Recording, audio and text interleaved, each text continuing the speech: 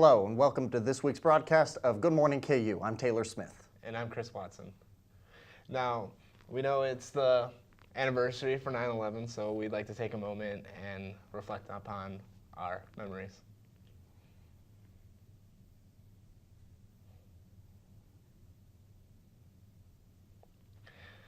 Thank you. Do you remember where you were 9/11? I was in third grade, and I think I went to a Catholic school, so we were in religion class. And the principal came over the intercom and asked all of the teachers to meet him in a central location in the school. And I remember our teacher being really confused, and she told us to go about whatever we were doing, and we did, and she came back a few minutes later bawling. And of course, she explained to us what had happened, but being 8 and 9 years old, it didn't really register. I remember one kid in my class knew what the World Trade Center was, and so it seemed to be a little more impactful on him at the time. What about you? I actually don't remember too much that had been going on. I just remember going home later and hearing my mom talk about it and how upset she was. I didn't quite grasp the concept of the trade centers at the time because I was so young, but I do remember how depressed everyone was. And a huge thing that stood up was that they grounded all flights throughout the U.S. And I'm from like West Chicago suburbs, so that was a huge thing, not seeing any planes in the sky. Oh, yeah. That was really all I can remember from it. Yeah. So. And I know a few people have been touched by it. A few people knew people that were in New York that are in my life. So it was different trying to learn all the different viewpoints for what happened. Sure. Today being the anniversary of 9/11, media outlets across the country are playing their own memorials. Let's go ahead and take a look at CNN's production.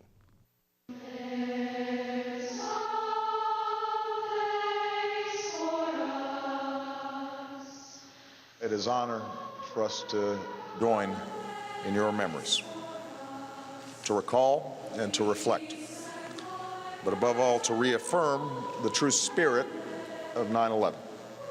Love, compassion, sacrifice, and to enshrine it forever in the heart of our nation. Walking through this museum can be difficult at times, but it is impossible to leave without feeling inspired. Each story here beats with a human heart, which, if we allow it, touches our own. I dedicate this song to my late husband, Calvin Joseph Gooding. Amazing grace. We will never understand why one person escaped and another didn't. How random it all seems, and how powerless it makes us all feel. But what this museum does is allow us to see is that we absolutely can affect each other's lives by what we do at a time of crisis. If through our rescue, many of us joined the rescue and recovery teams at Ground Zero to do for others what had been done for us, we had to. We had come together at Ground Zero to help each other out. There was a real sense of caring for one another. This is something we should never forget and never stop doing.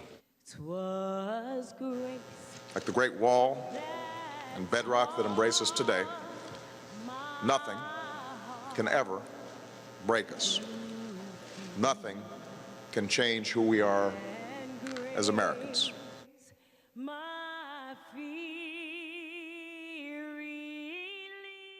Thank you, CNN, for such a lovely memorial. So what else went on this weekend? KU won a game, didn't they? They won a football game on the road. That is crazy for KU football. But we won't go into too much detail because I think the news update in a little bit will have more information on that. And same with Hurricane Florence, right? Yes, right now is deemed a Category 4 hurricane, but we'll learn more about that with our news team. Sure. I think I've heard that something like 1 million people have already been told to evacuate. Yeah, that's crazy. It seems like this is going to be such a huge storm. I hope everyone stays safe and stays inside. Yeah, definitely. In a safe zone. So what did you do this weekend? I actually work at the bookstore, like I said last week, and we opened up a new store at 6th and Wakarusa called Uniquely KU, right next to Spin Pizza. It's a really lovely, nice, up-to-date store, not like what our usual stores have been like, so I'm really excited to see how that turns out. What about you? I actually went on vacation, a late vacation. My girlfriend and I went to, I think, Pine Junction, Colorado. We left on Thursday and we got back yesterday, and it was really nice. Got a lot of hiking in, drove up Pikes Peak, which was not nearly as terrifying as I thought it was going to be. Really? Yeah, so that was a relief.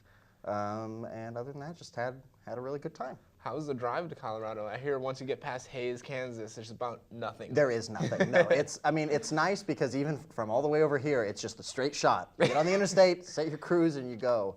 But once you get past about Salina or Hays, there's really nothing much to look at until you get to Denver. So, Well, I will fly if I ever go to Colorado. absolutely, absolutely. Did you hear about that new Nun movie that's coming out this weekend? I did, but I haven't seen it yet. I hear it's supposed to be one of the scariest of the, what is it, the series called? It's part of a series? Yeah, it's part of,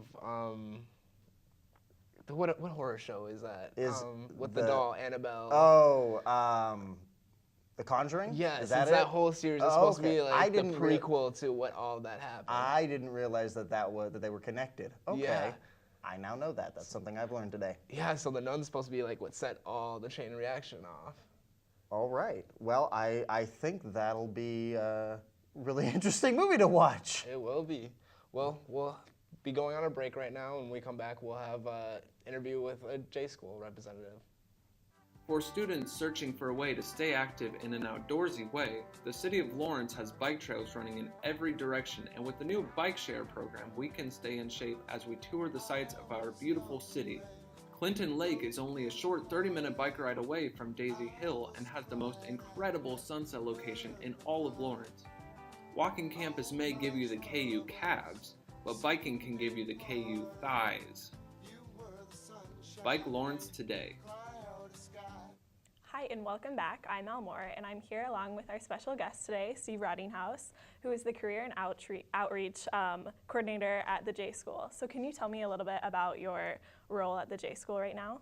Yeah, my primary role is to help students with job placement, internship placement, review resumes, cover letters, conduct mock interviews, and basically get them connected to a network of professionals as early as possible.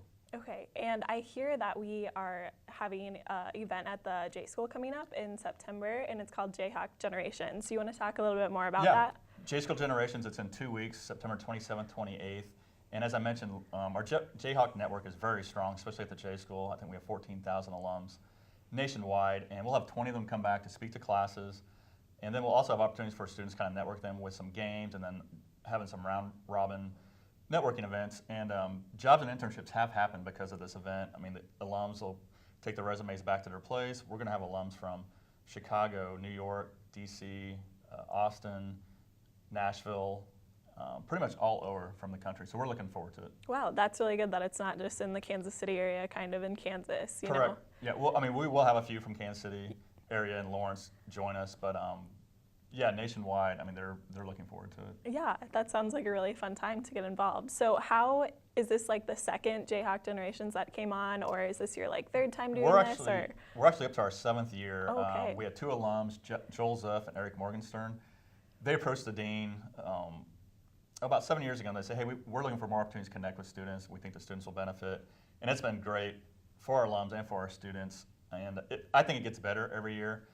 There's a strong networking component to it, like I mentioned, and we're doing something new this year where we're going to have like little breakout rooms where students can kind of meet one-on-one, give their resumes, and we're looking forward to that. So do you feel like it's grown like since the very first time, you know, you've had better turnouts each year? I think so. I've been involved now for 4 years, and I know in the time I've been there, we always get some positive feedback, and students say, hey, I really appreciate you setting this up so we can meet with alums. And we also have this TED-style talk. I don't know if you're familiar with that format, but it's kind of part inspiration, part, hey, share your professional journey. We've been doing that now for 3 years, and it's amazing the stories that our alums have. And that'll be Thursday evening after like the students or the alums are in the classroom. So that'll be a great event.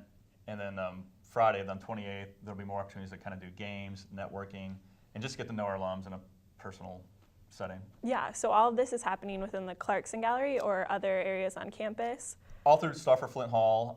They'll overtake all the classrooms. I guess some classes will be in the Dole Institute. But most of it will be at the Stauffer Flint Hall. Like the speakers will be the TED style talk. That'll be in the 101, the lecture room. So yeah, Stauffer Flint Hall will definitely be the place for the event. And those are activities like networking, like fun events and like games and foods. Those will all be happening like throughout the day, Thursday and Friday, right? Not just like correct. Select Yeah, times. pretty much all day Thursday, and then the morning of the Friday, the 28th. Yeah. So that'd be like a great idea to stop through if you're like going through classes, I guess, if you can't make the whole day. Oh, definitely. Yeah. There should be something for everybody. I mean, yeah, don't feel like you have to commit to the entire day and a half. That'll be hard to do, but hopefully you can find that one event that you can kind of connect with our alums. Yeah, that sounds like a great opportunity for young Jayhawks to get involved and like create their own network. Definitely. So do you have anything else to add about this great event? One more thing, we're going to unveil the J Bar. That'll happen, I think, on that Friday. And that's going to be kind of a one-stop hub for like your tech needs. Heather Lorenz, I don't know if you know her, she's awesome with digital specialists.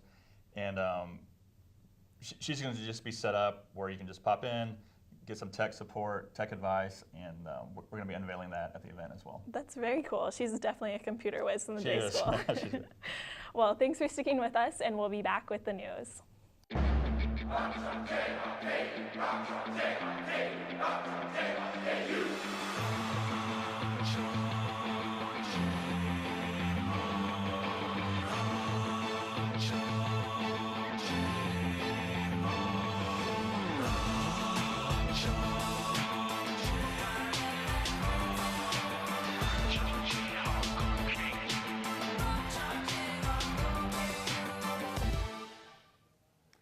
Welcome back. I'm Jacob. And I'm Ashley. This is your Tuesday Good Morning KU News Update. The National Hurricane Center has upgraded Tropical Storm Florence to an official Cat 4 hurricane as it appears to hit the East Coast this week. With winds up to 130 miles per hour, Florence is expected to hit the Carolinas sometimes Thursday night and may be upgraded to Cat 5. Virginia, North Carolina, and South Carolina are already on alert, and 1.5 million people are prepared to be evacuated. An unknown gunman shot 4 people and killed 1 across the street from Auburn University early Sunday morning. The shooting happened just hours after the Auburn-Alabama State football game. A 20-year-old man from nearby Tuskegee died at the scene.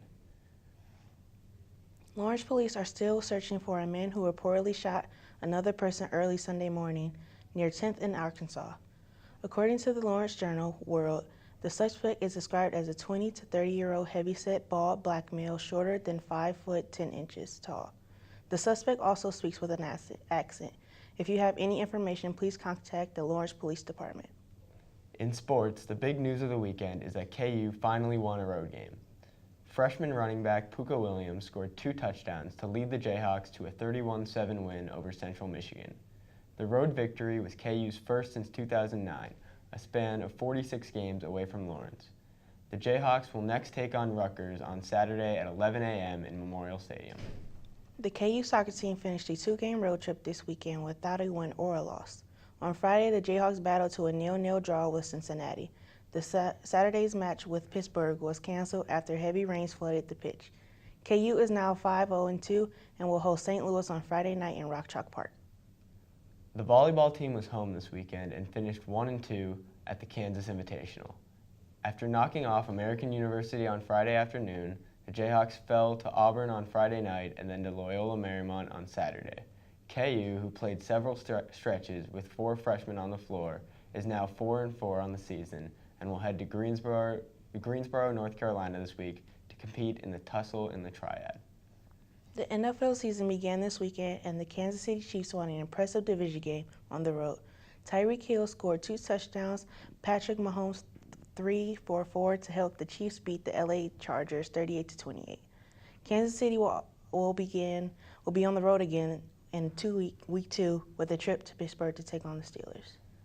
And that will wrap it up for today's news update. After the break, Madison will be here with this week's weather forecast. Please keep watching.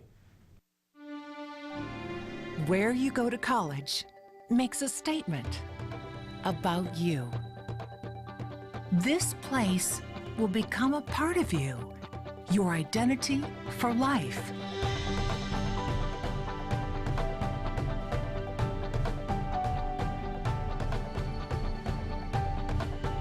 The University of Kansas. A great place to be you. Welcome back. I hope everyone has been outside enjoying the weather that we've been having this morning. We had some chilly 70 degrees. It's definitely unusual for this time of year. We're in early September and we're already getting down lower in the 70s.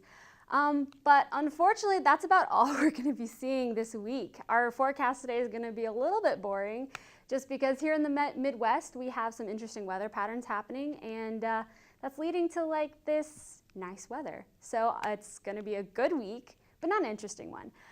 So as we move through the rest of the day, like I said, we were low 70s this morning, and so we're going to be heading into, wrong way. We're going to be heading into 78 by the time we get to 1 p.m. and 80 by 2.